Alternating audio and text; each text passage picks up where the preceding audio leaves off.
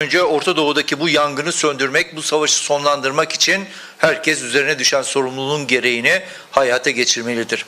Evet, Orta Doğu'daki bu son dönem gerilim biliyorsunuz 7 Ekim 2023 yılında Gazze'ye yönelik saldırılarla başladı. Şu ana kadar 55 bine yakın Gazze'li, Filistinli hayatını kaybetti. Ve şu anda Gazze'de, Filistin'de insanlar aç, susuz, gıda bulamıyorlar, daha da vahimi ilaç bulamıyorlar.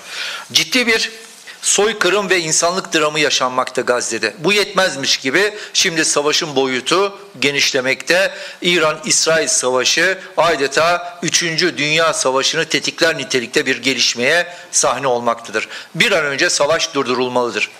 Orta Doğu'daki halklar çok uzun yıllardır emperyalist güçlerin aslında bir sahası haline dönmüş olan Orta Doğu'da her türlü şiddete, her türlü baskıya, zulme, savaşa katlanmak zorunda kaldılar.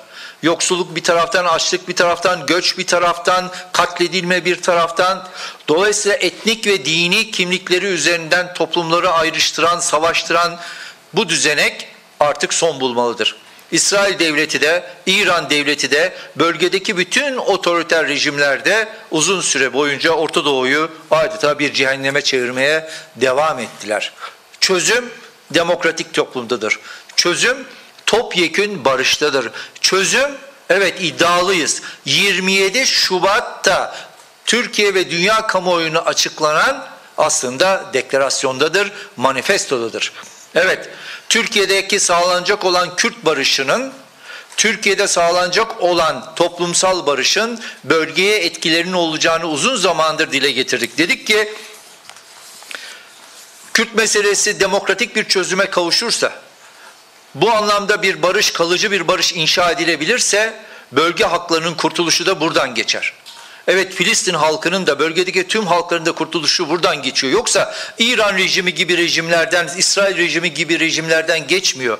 Otoriter yayılmacı anlayışlardan geçmiyor. Türk dış politikası uzun süre bu yanlışta ısrar etti ve bu yanlışın sonunda işte bugün geldiğimiz noktada aslında bugün anlaşılıyor ki Türkiye için çok ciddi riskler büyümüş, birikmiş.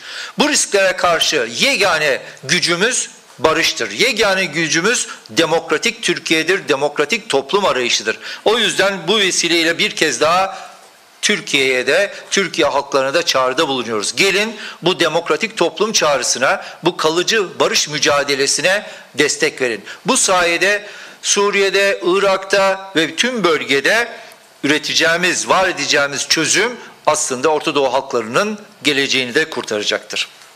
Değerli basın emekçileri, bu anlamıyla evet üzerimizde düşen sorumluluklar var, diplomasi alanında yapılacaklar var ama meclisin de yapması gerekenler var.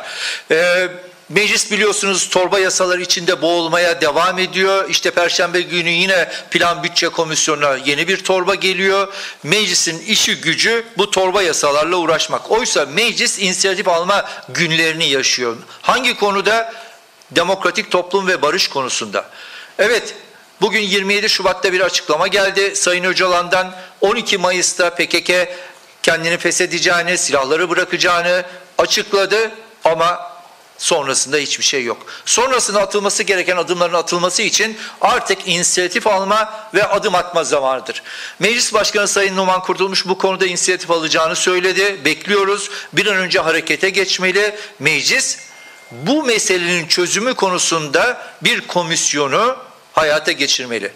Bugün parlamentodaki partilerin neredeyse tamamı yakını bir komisyon çalışmasını olumlamaktadır. O zaman yapılması gereken bir araya gelmek ve bu meselenin çözümüne kendisini adres olarak gösterecek bir komisyonu hayata geçirmek öncelikli ödevimiz olmalıdır. Yoksa halkın yararına olmayan, neye hizmet ettiği belli olmayan bu yasaları, bu torba yasaları meclisten geçirerek treni sallamaktan öteye gidemiyoruz.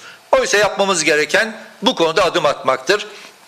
Bu konuda atacağımız adım, bakın sadece Türkiye'de bir barışı inşa etmekle kalmayacak. Bugün İsrail'i kınayarak geçiştirdiğimiz gündemi de değiştirecek, belki de İsrail'i durduracaktır. Bu kadar iddialı bir şeyden bahsediyoruz. Çünkü Orta Doğu'da Türk ve Kürtlerin hayata getirecekleri bir demokratik toplum anlayışıyla barışın inşası bütün meselelerin çözümü için kritik öneme sahiptir.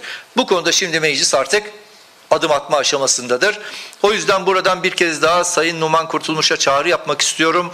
Bir an önce bu çalışmaları başlatması, bizleri davet etmesi, bu konuda istişareler, diyaloglar yoluyla herkesin içine sinecek ve herkesin etkin ve verimli çalışacağı bir komisyonu var etmesi önceliğimiz olmalıdır. Bir de tabii meseleleri birbirine karıştırmamamız gerekiyor. Bu konuda çalışma yapacak olan komisyon kendisini bu konuda yetkinleştirmeli ve etkili bir çalışmayı ortaya koymalıdır. Yok anayasa çalışmasıymış, yok başka meselelermiş. Her şeyi birbirine karıştırıp hareketsiz hale gelmememiz lazım.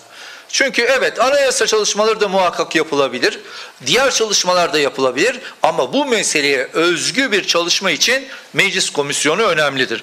Bu siyasetin en önemli sorumluluğudur. Siyaset bu konuda inisiyatif aldığında iki meseleyi birlikte harekete geçirmelidir. Bir, işin teknik boyutunu, bir, işin hukuki boyutunu. Her iki boyutu da harekete geçirip her iki boyutu da birbirini gören yerden, birlikte hareketini sağlayacak yerden konuya yaklaşmalıdır. Dolayısıyla mesele sadece teknik boyuta indirgenemez ya da sadece teknik boyutu ihmal ederek de yürütülemez. Dolayısıyla bazı insanların dile getirdiği gibi üstüne vazife olmadan sürekli siyasete ayar verenlere şuradan şu açıklamayı dile getirmek istiyorum. Mesele sadece teknik olsaydı o zaman siyasete ne hacet vardı? Çağırırdık teknokratları, her meseleyi onlar mühendislik hesabıyla çözerlerdi. Ama hayat öyle bir şey değil. Hayat siyasetle ilerler ve siyasetin alacağı inisiyatifle yol alır. Dolayısıyla meclise saygı göstermek gerekir, parlamenterlere saygı göstermek gerekir ve hatta bugün bu meselede rol almış olan siyasetçilerin dile getirmiş olduğu şeylere saygı göstermek gerekir. Ayar vererek öyle meseleyi teknik meselelere indirgeyerek tabii ki yol almamız mümkün değil. Mesele siyasettedir. Mesele burada var olacak olan komisyonun yaratacağı konsensustadır ve tabii ki bir müzakere zemininde atılacak adımlardadır. Bakın değerli basın emekçileri, bayramdan önce bir yargı paketi hayata geçirdik. Keşke o yargı paketi siyaset orada üzerine düşen sorumlulukla hareket etseydi, o yargı paketinde beklenenler karşılansaydı, bugün belki de düne göre çok daha ileri bir noktada olabilirdik. Fakat o yargı paketinden beklenenler karşılanmadı. Yargı paketi adeta ciddi bir hayal kırıklığı yarattı diyebilirim. O yargı paketinde beklenenler karşılanmadı ve sonucuna cezaevindeki insanlar katlanmaya devam ediyor. Özellikle hasta tutsaklar katlanmaya devam ediyor. İnfazı yakılan, keyfi bir şekilde infazı yakılanlar katlanmaya devam ediyor.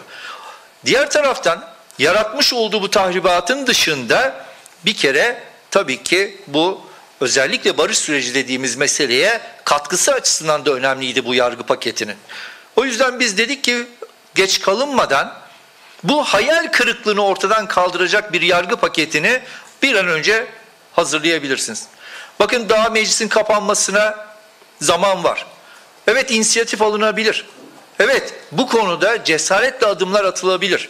Hani işin teknik meselesine dikkat çekiyorlar ya, keşke hukukçu olarak işin hukuki boyutuna da bu arkadaşlar dikkat çekebilse, bu konuda iktidara gerçek anlamda bir danışman gibi yol gösterebilseler. Çünkü beklenen budur. Hukuki düzenlemelerin yapılmasıdır, hukuki güvencenin sağlanmasıdır. Bu konuda atılacak adımlar da büyük öneme sahiptir.